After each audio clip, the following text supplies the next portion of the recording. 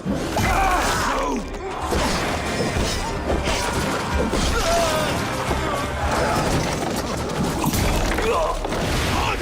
everyone, welcome to the Ubisoft Forward post show. My name is Yusuf McGeed, and this is Assassin's Creed Valhalla. We're going to take a deep dive into about 30 minutes of gameplay, and we're joined by a very special guest here. Hey everyone, this is Philippe Bergeron, otherwise known as Fizz. I am the quest director on Assassin's Creed Valhalla. So Fizz, we're setting up here for what looks like an epic encounter. Tell us exactly what's going on here. Yeah, so here we're midway through the quest that we're showing for UB Forward. Here we're looking at the assault of Berg Castle. So these are big moments that usually sort of culminate at the end of the story. And so here Eivor, our Viking raider, is taking a group of raiders and Fyrds into Berg Castle to go and take down Rued and his clan. So who exactly is Rued, and why does Eivor sort of want to pick a fight with him? Basically, Rued comes into play about halfway through this story arc, where at the beginning of the arc, this is something that happens before, Rued basically caused a lot of turmoil within the territory, and Oswald, who's the sort of elderman to inherit this territory, needs your help to take him down. Oswald having just been defeated in a previous quest, and so here this is revenge, but also accomplishing your ultimate goal. So Fizz, as you're talking, we're seeing some of the combat of Valhalla. Can you tell us a little bit about the changes to combat this time around? We wanted to basically add a lot of new mechanics to it. So we added like some dual wielding for the player, like a stun system in there. And we really needed to do this to sort of portray that sort of the brutality that comes with being a Viking in this day and age. So it sort of fits into that, the time and the character.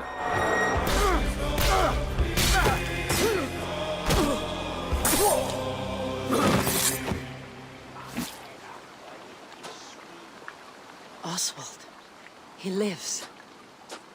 Oswald lives! Eivor, is that you? Shut your ass, twig spine.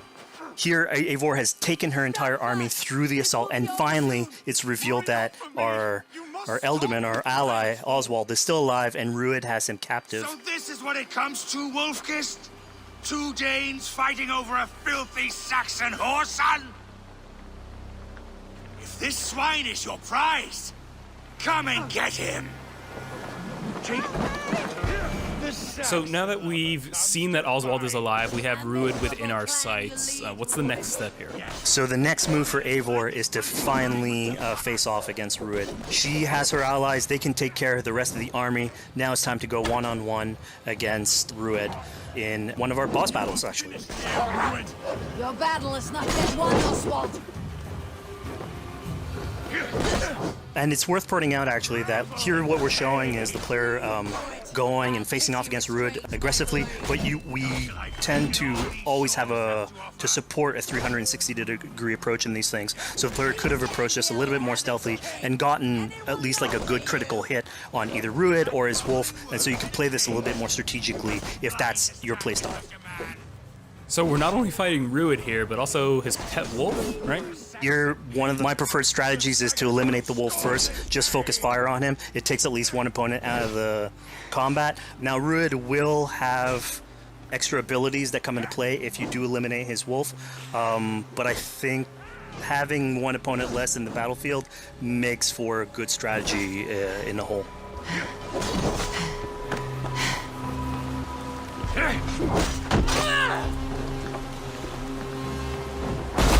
Your efforts. Only the cold dark of Niflheim awaits you. Valhalla is my destiny. That fate will not be met today. Why does they should be roomed, Wolfkist? Made thralls, not treated as equals. We are better than this. Than all of them. Do not drag me down to the sewage you wallow in. Why does a Dane fight tooth and nail for a Saxon? You throw in with these wastrels? These Argir swine? Eivor, no! He should be tried before God, a lawful assembly. Alright, so we've defeated Rued, we freed Oswald. What comes next? Oswald, in this case, prefers for Rued to be kept alive, and so you basically have to choose, are you going to go against his wishes or stay true to your nature? So we have this choice to make, but before we get into that, I want to rewind a little bit because we just did this big, grand assault, but Eivor couldn't have done it alone. She clearly had to recruit some folks along the way, get some troops, get some allies. So let's actually rewind and see how we went about first gathering those troops. Right. So when coming up to an assault, it's a game of numbers. Eivor can go into pretty much any location and be a stealthy Viking, eliminating some of the assets, which ultimately would be a strategy. You can do that, and you'll have some of the ingredients or of the assets there that will have been sabotaged, but you still need an army. So here what we're seeing is Eivor going around the countryside and raising what we call a fyrd, which is the men and the women of the territory who come up and fight in the name of a king. So here Eivor is going around and trying to convince people to fight in the name of Oswald to finally take down the oppressor that is Rued. Defending East Anglia, defending you. Will you not do the same? What? Die in defense of a lost cause?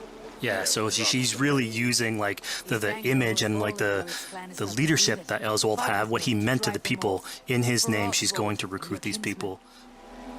Pretty words, Dane. But the men of Theovard have their own battles to fight. So we're told by this Reeve that there are troops, there are allies that he could add to our cause, but first we sort of need to do him a favor, is that right? Yeah, so obviously these people have been run down by Rued and the impact he's had on the territory, so I think a lot of these people have sort of lost hope. And so you need to show them that there is hope. And so here Eivor is basically helping them take back one of their prized locations by taking a couple men and raiding a nearby township, basically taking it back for the people and showing that there's a reason to continue fighting and then get them on your side.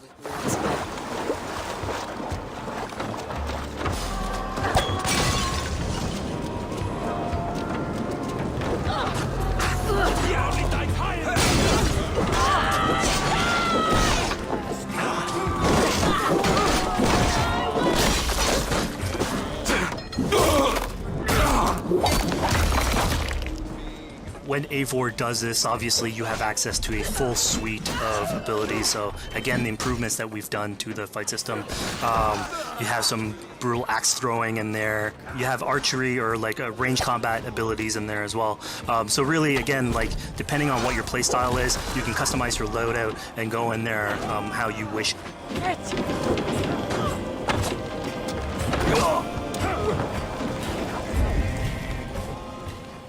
Fizz, we just saw this giant pulse go out. What exactly was that? So that is what we call the Odin sight. The Odin sight is basically our interpretation of the eagle vision from previous games, and we thought it was good to sort of bring that back. It's basically Eivor's intuition. It's how she perceives the world. When player uses that, it'll highlight basically interactive objects, like things that will bring her an advantage. So we'll have arrows, like health consumables that are in there. So it really is like a good way of sort of understanding the world and showing you like things that you can go and touch. Yeah, I mean, speaking of things we can touch, we just picked up this awesome new weapon. It's something we wanted to play with on Assassin's Creed Valhalla, where we have fewer weapons in the game, but you can invest in them more, so they become your weapon. And so depending what your preferred playstyle is or your preferred weapon type, then you can go and choose, I'm gonna fight with this weapon and invest heavily into that. Not only are we looting weapons, but we see something here called the Book of Knowledge. Can you tell us a little bit more about that? They unlock skills for the player. So here you can see the Valkyrie dive that has just been unlocked. We have these spread out throughout the world. So again, to promote exploration and discovery. As you travel through the world and you explore locations, you can find these books that will add abilities that you can go and invest in, put into your loadout, then go into the different locations with the different quests in the game and use those depending on what your playstyle is. Now we've recaptured this village, we've secured more troops for our assault. Let's jump back now and figure out what we want to do with Rued. The rightful king of East Anglia has spared your life today, and so it will be.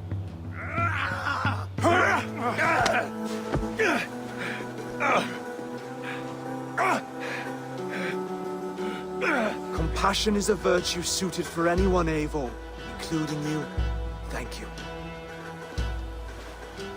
Eivor decided to let him live. Ruud is really angry about that. Being a Norse Viking, being put to the death in battle is your road to Valhalla, so he was basically denied access to Valhalla in this situation.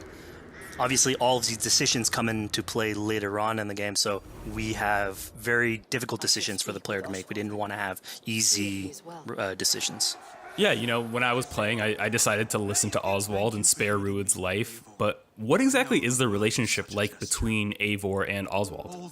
So the relationship between Eivor and Oswald is an alliance. It's basically Eivor is surrounded by territories that initially getting into England are hostile towards her, and obviously if you want to set up a new settlement, you want to make sure that your neighbor is friendly.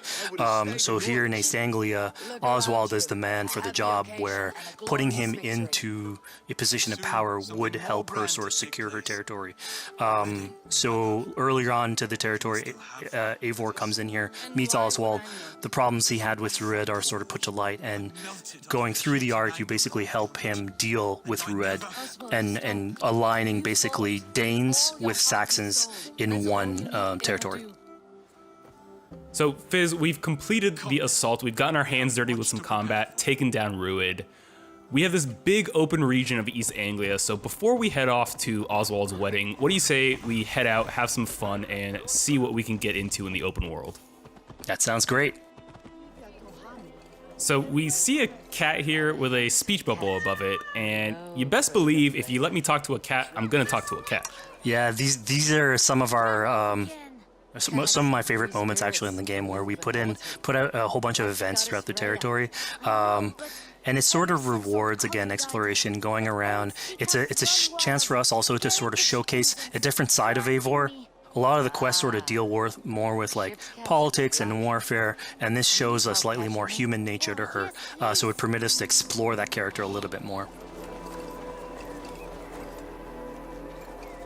And so here, basically, like you're trying to help a kid with his cat, and ultimately get that cat to sort of join your crew as a cat raider.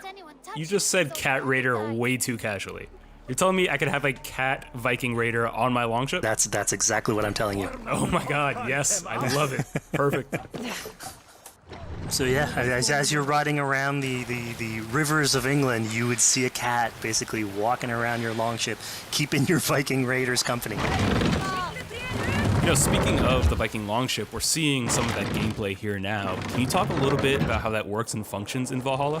Yeah, so starting out on this project, I think the Viking longship is one of the biggest images that we all have when we think about Vikings in our game.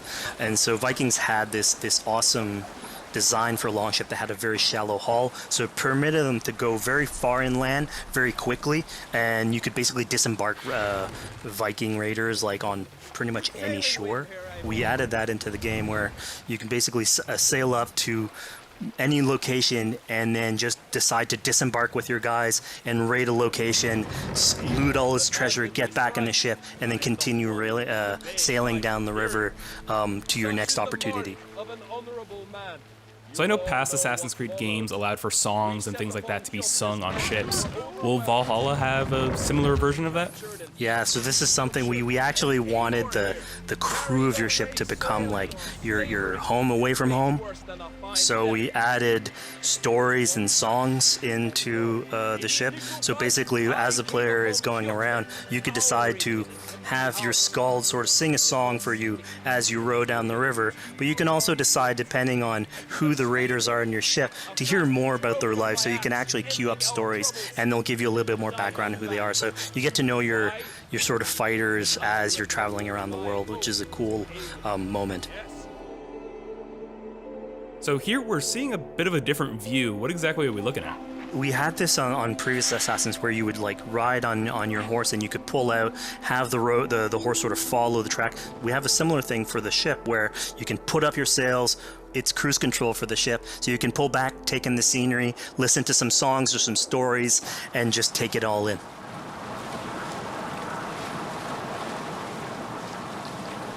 So, you know, speaking of Viking songs, we have an activity here that's not exactly singing, but kind of related, right? Yeah, so here what we have is what we call flighting, which was an activity that Norse people would partake in. They would like to have a battle of wits and sort of poetry where insults would be thrown back and forth between each other. The idea was to try and have a good insult, but also to have a good rhythm and a good rhyme in there. So it's basically a precursor to rap battles. Here's the silver. Now begin. To all those whom I speak, they say Eivor's a clod. Then you're speaking to fools and their knowledge is flawed. Well, How exactly do you go about being successful in one of these? they say you're a The coward. trick behind a good flight was to choose the right insult, identifying the right cadence, and then trying to find what rhymed the best. Mistaken, I'm known for my might. Interesting. Interesting. Silent whispers all claim that you're terribly dense.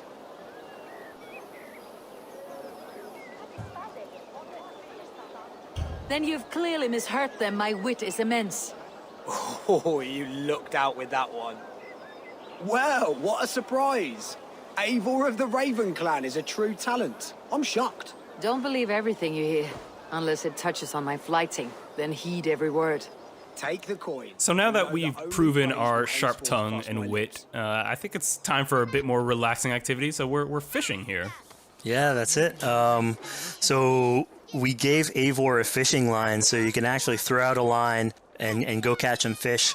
This is used basically to play into our new health loop, where the player will lose health in the world, and it doesn't automatically regenerate like we would have in the past. So you actually have to go out and get some supplies. So you'll find mushrooms and some food that you can gather. But here, like you can also catch some fish and consume that to regain some health. We also will sometimes have it in certain quests. So it's a good way to sort of chill out on the side of the water and just, again, take it all in.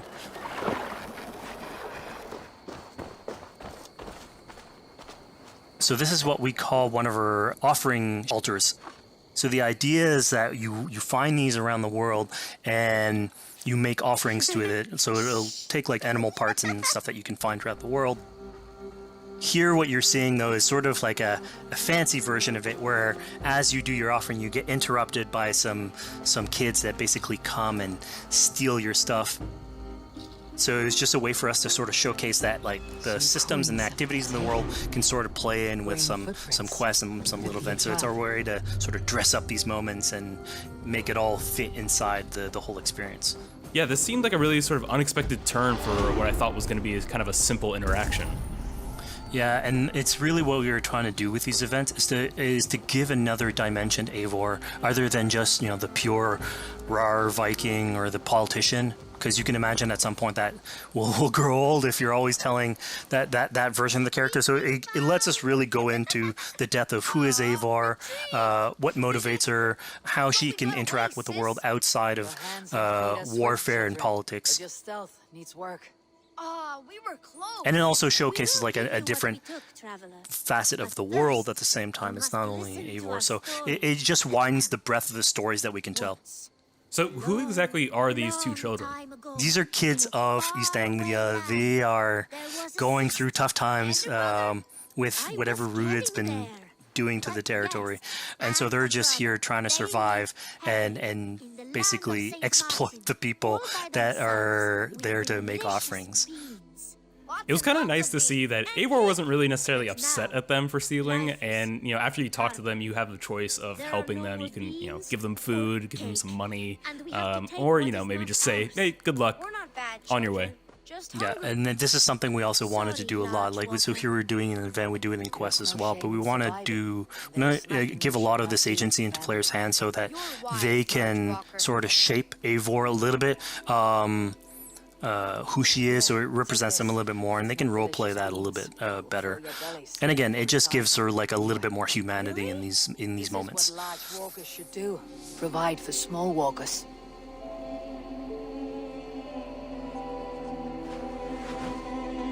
Here, large walker. A necklace? Yes, it's a St. Martin seal. You're welcome here anytime, large walker. You're one of us now. Visit us, okay? I will. Take care now, small green walkers. So I think AC veterans might recognize this here, but what exactly is Eivor chasing down? Yeah, so here you're seeing Eivor running down one of our tattoo images. So this is challenging the player on free run abilities, but also for fans of the series, sort of pulling at their heartstrings for some beloved features. So are we going to be able to tattoo Eivor? Yes, by collecting these tattoos, you actually bring them back to your settlement, and then you can customize different body parts, having different tattoos everywhere. So again, another form of expression, and it's sort of to represent that Viking culture. Fizz, one of my favorite things when I was just out there exploring East Anglia was coming upon a house or a building and realizing that there was a chest inside, but that there was no easy way in. And in this case, I saw all the doors were barred, but I knew that because there was a chest in there must have been some way to get inside. So I went around the back and, found a way in. Yeah, I'm glad you actually caught on to that. You're pointing at something that we wanted to work on a lot on Valhalla, where we wanted the exploration to make you feel smarter. So we played a lot with puzzle solving, so making sure that every house that you find sort of appeals to you, like it draws your attention, and then when you want to come and explore, it's not given to you. You still have to work for it a little bit, so it'll challenge you on your observation skills, logic, just trying to find how do I get into this. So we play a lot with level design, quest design to offer challenges to players, and you basically come out of it like with a better feeling for the exploration, but you also get to see more of a story behind any of these locations, which we've crafted. So it gave us a little bit more time to sort of slow down the experience and tell a different version of a story.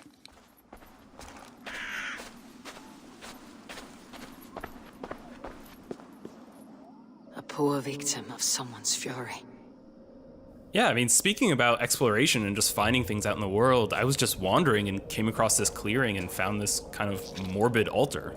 Yeah, so this is one of our bigger events that we have scattered in the world. So as Eivor explores, she can find altars like this, and by interacting with them, here it's a trap that's been set by this character named Regan.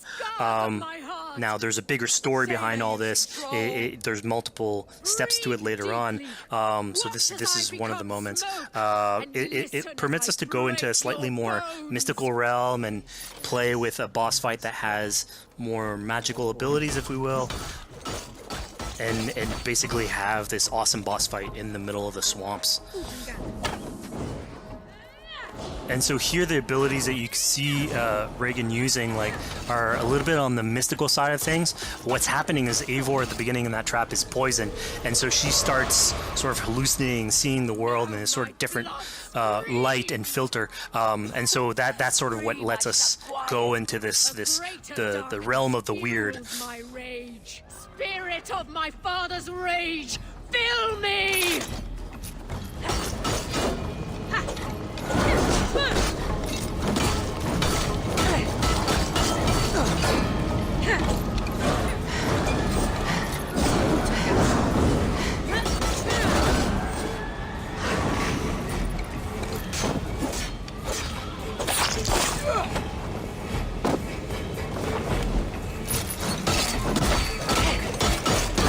Enough of this cracking and punching.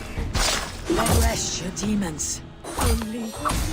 So we just saw here that Regan belongs to something called the Daughters of Lyria. Yeah, that's correct. By finding the other daughters, you'll get a little bit more backstory on who they are, so we don't want to spoil that too much. But it creates like a sort of greater story that is not on the main path in any way, but it is still very rich and adds to the lore of this world and actually plays into history. So we just had a really exciting, really intense boss battle.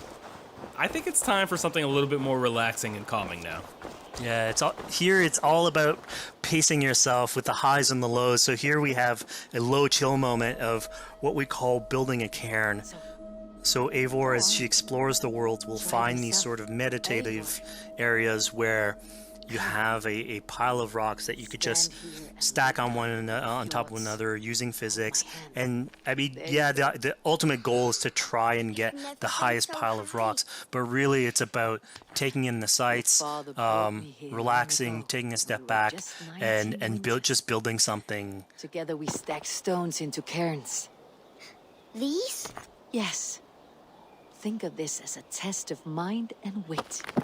Stack the cairn stones high and wide into any shape you like.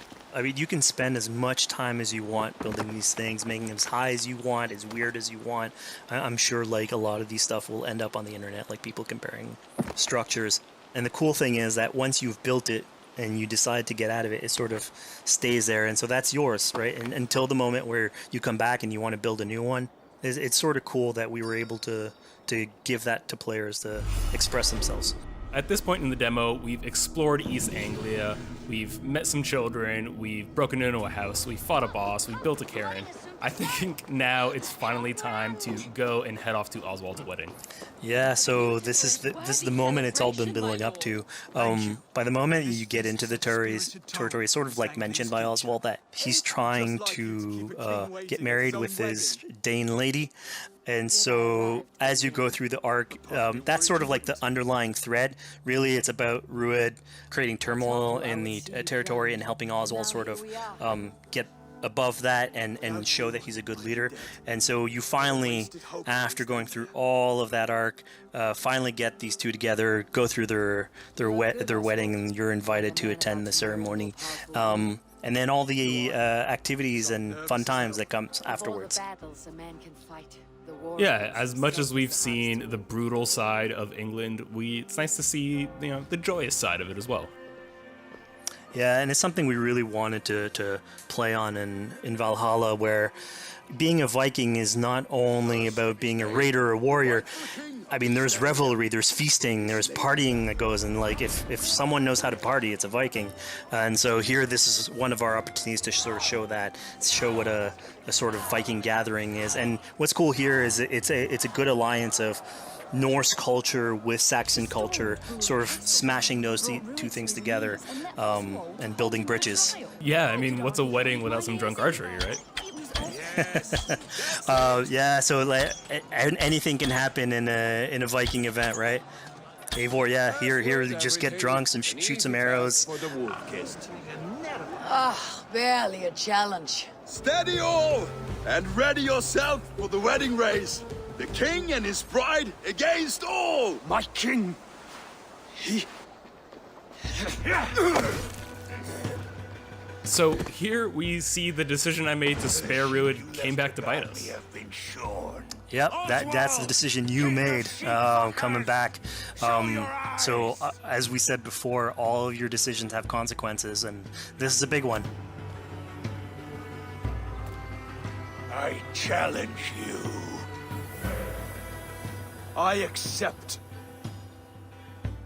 You're basically presented with the option to sort of step in for Oswald, fight the fight for him, or let him go and fight his own fight.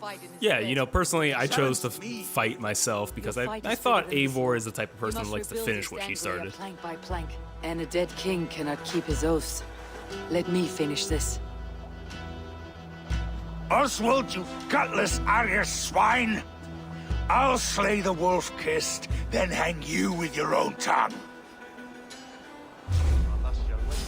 How does this encounter with Rued differ from our previous fight with him? So at this point, you've eliminated his wolf, so it's just him. And so he's angry at this point, and so he will start using his big gun abilities like fairly earlier on in the fight. So it's way more vicious, way faster. There's less strategy. He goes literally swords blazing at you. And so this is a fight to the death.